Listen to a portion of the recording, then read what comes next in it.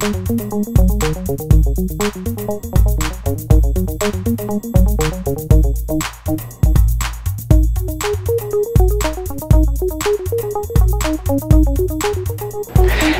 New Year! Welcome back, everybody. We're hoping that you had a nice, peaceful, restful, and prosperous holiday break. Now we're back. I'm pumped up. I'm motivated. I'm ready to get started. This second semester is going to move by quick. Before we know it, CRCT is going to be here. So we need to go ahead and get started, buckle down, and get into our work. So I'm ready to go. Are you ready? We're ready! We're ready! We're ready!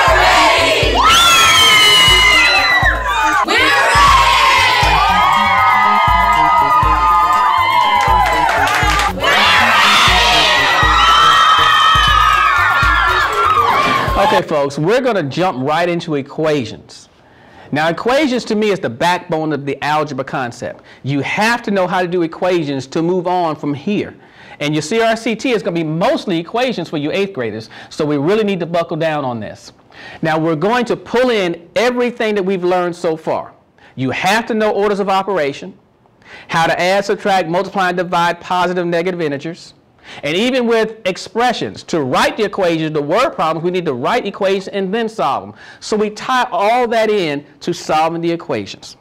So, and then when we do that, from here on, you're going to use equations, formulas, to do geometry when you're dealing with volume and surface area and things of nature. That's all formulas.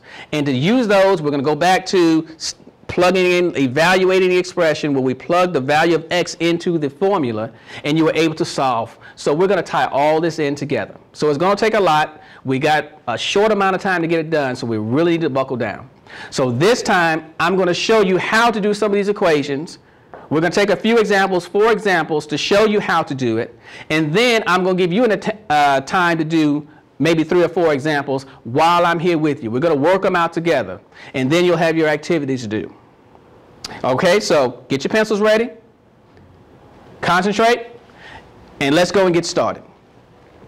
The Georgia Performance Standard that we're going to be focusing on is M8A1. It states students will use algebra to represent, analyze, and solve problems. M8A1A says to represent a given situation using algebraic expressions or equations in one variable. And lastly, M8A1B states to simplify and solve equations. The essential questions that we're going to be thinking about and answering is going to be, how is solving equations like playing a game of basketball? And how do you translate and solve equations? And what we want you to learn during this session is going to be to solve 1, 2, and multi-step equations, to know what an inverse operation is, to combine like terms, and to set up and solve word problems using equations. Now, it is my theory that the key to being able to solve equations effectively is to understand what an equation is. You must first understand what an equation is, understand what you're doing before you can do it effectively. So let's think about it for a second. We talked about expressions before.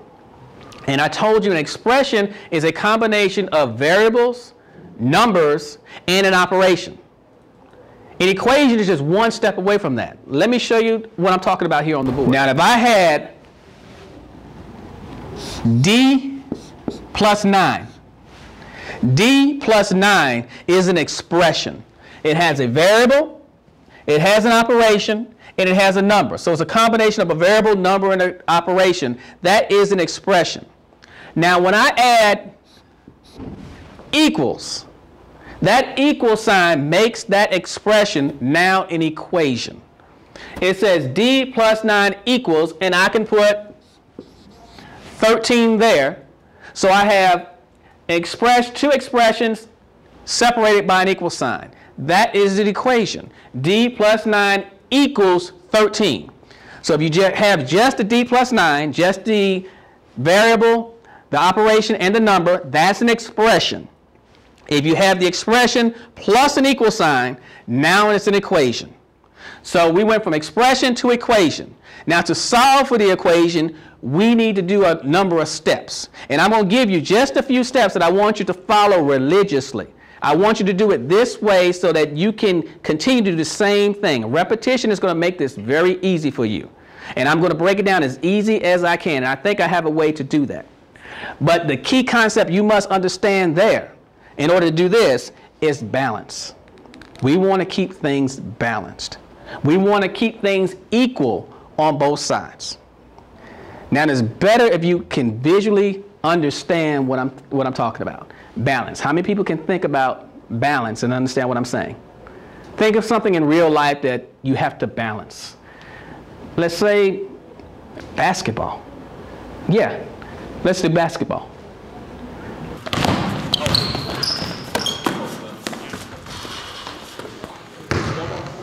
Solving equations is a lot like playing a game of basketball.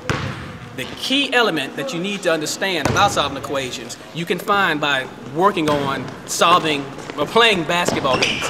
Like right now we got a nice 2-on-2 game going here. But what will happen if 2 more players showed up and wanted to play?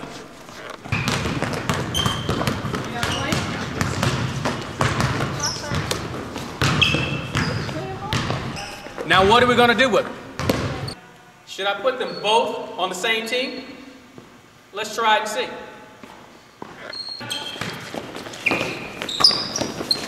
Stop! Hey, it's not enough players, man. It's 2 of us. They gotta run around a little bit. I mean, we're just passing it. I mean, it's not more you play like that. See what problems we have? It's uneven. It's not fair. What should we have done? To avoid all that controversy, what we needed to do was add 1 player to one side and 1 player to the other. We need to keep it even. Whatever you do to one side, you must do the other. So we're going to add 1 player to black side and 1 player to the gold side, which will keep things balanced. It'll be even and fair, and then you can play. So you must remember, always, whatever you do to one side, you must do the same exact thing to the other side. Eyeball. I ain't playing. Hammer time. I got you.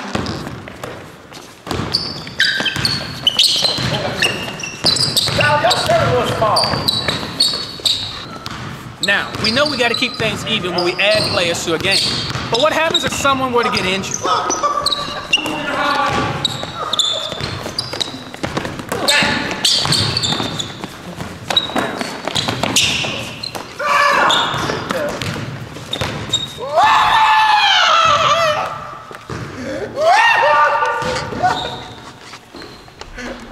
We have a player that was injured. What are we going to do? We're going to keep playing? What happens now? Hey, we got to make it even, guys. I'll step out and explain the next game.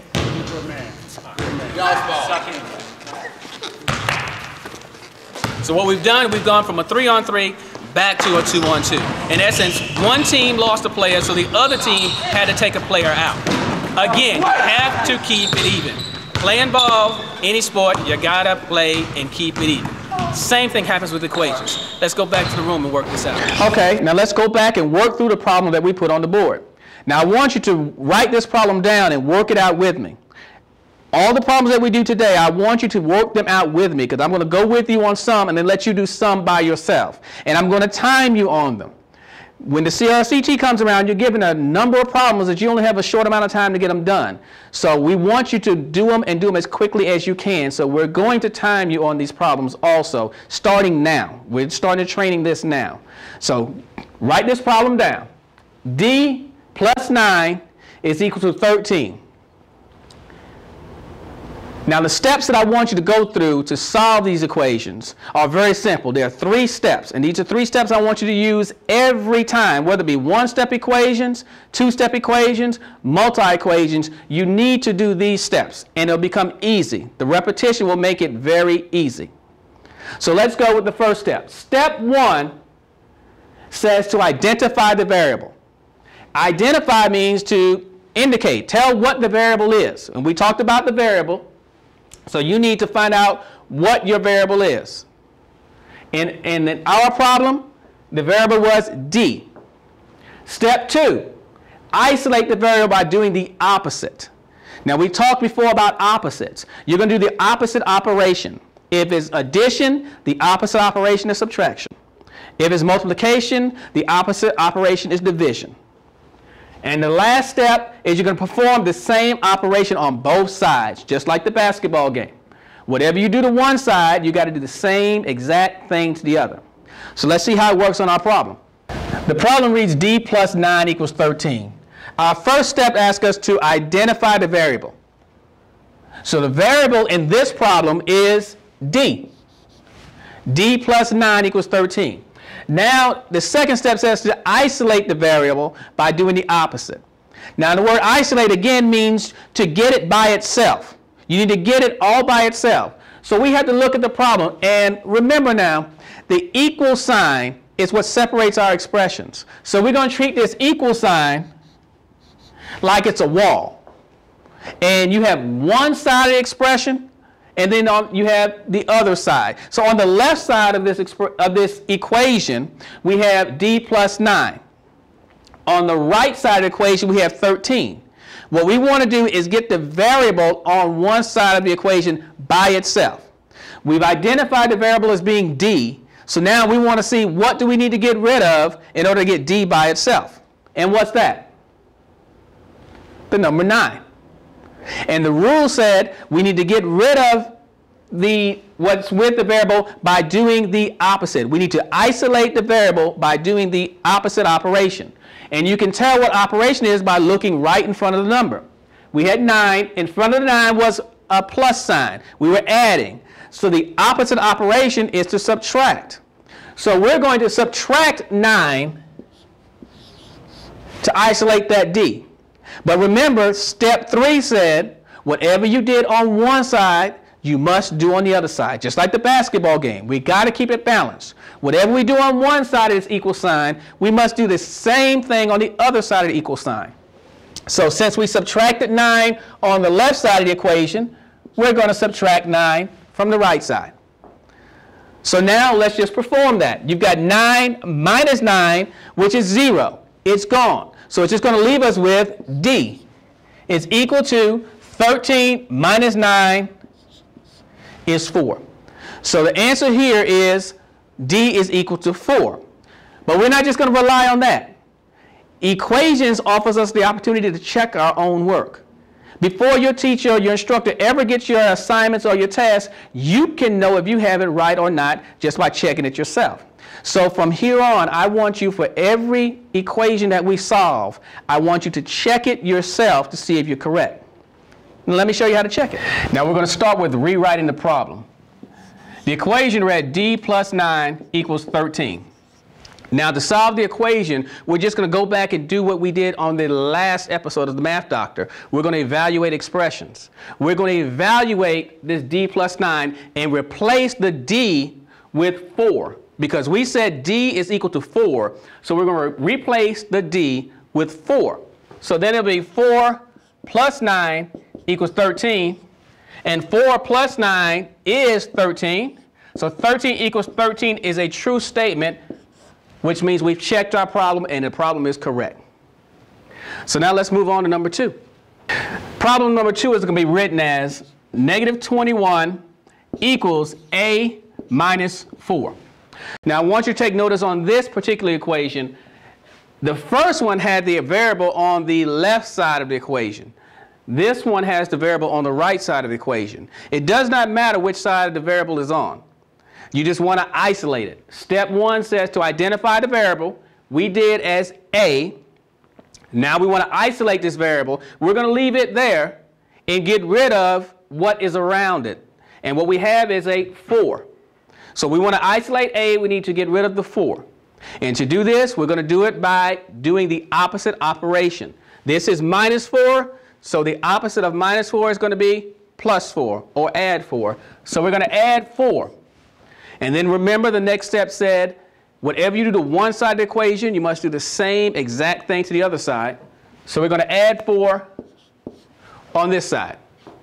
So once we did that, we have the a, you have minus 4 plus 4. Again, that's our adding rules. You got a negative and a positive. Just forget about the sign, subtract. 4 minus 4 is 0. So they're going to cancel each other out. I'm left with A.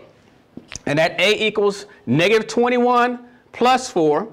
Again, we forget the sign. 21 minus 4 is 17. And since the 21 is large, we're going to use a negative. So it'll be negative 17. So we've come up with an answer as A is equal to negative 17. So now we're going to check it. We go back and rewrite our problem. Negative 21 equals A minus 4.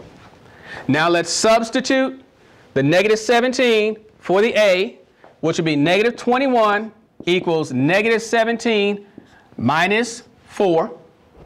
And that gives us negative 21 equals negative 17 minus 4. It's the same as negative 17 plus a negative 4. And when you add two of the same signs, you just add them. 17 plus 4 is 21 and keep the sign. So it's negative 21. So again, negative 21 does equal negative 21. We check it. We know it's right. We can move on. So let's try number 3. Now we've done addition and we've done subtraction. Let's try division. If I have B divided by 4 equals 36. B divided by 4 equals 36. Again, we're going to do the same steps. Identify the variable. What's the variable in our equation here? B. B is the variable. So now I want to isolate the variable by doing the opposite operation. Now what do I need to get rid of? What's on this same side with this B? This 4. We need to get rid of the 4. So we're going to do that by doing the opposite operation. Right now, what operation is it? This says B divided by 4. So that's division. So the opposite of division is multiplication. So we're going to multiply this by 4.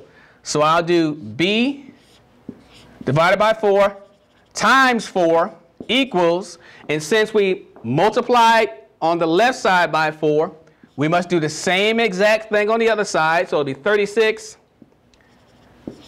times 4. Now, the 4s will cancel each other out.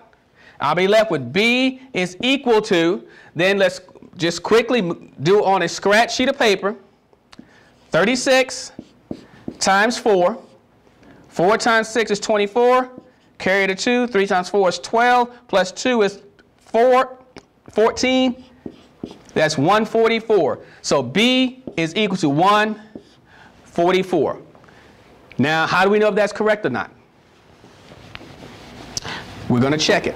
So in checking our answer, we again must first rewrite the equation. B divided by 4 equals 36. Now here, we said B was equal to 144. So we're going to substitute 144 divided by 4 equals 36. Now we'll just go on to our scratch sheet of paper and do our computation. 144 divided by 4. 4 goes into 14 3 times. That's 12. You subtract that out, leaves me